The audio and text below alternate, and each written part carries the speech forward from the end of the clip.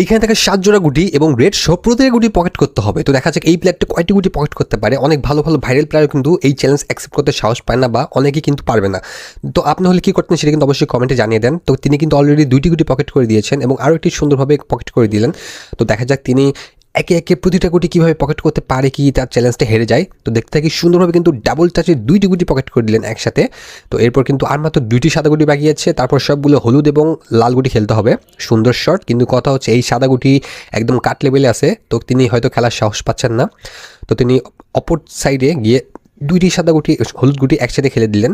তো দেখা যাক একটি গুটি পকেটের কাছে থাকলে এবং তার সাপোর্টে কিন্তু আর 2টি গুটি ইজিভাবে পকেট করে দিলেন। তো সুন্দর, তিনি কিন্তু আবার 2টি গুটি একসাথে ফেলার চান্স নিচ্ছেন। দেখা যাক তিনি সফল হয় কি না। সুন্দরভাবে কিন্তু দারুণভাবে কিন্তু 2টি গুটি একসাথে করে পকেট চলে যাচ্ছে। আর মাত্র 4টি গুটি বাকি, দেখা যাক কি হয়। সুন্দর শট, আর মাত্র একটি হলুদ, একটি সাদা এবং একটি লাল গুটি আছে। দেখা যাক তিনি কোনভাবে সবগুলো গুটি পকেট করে দেন।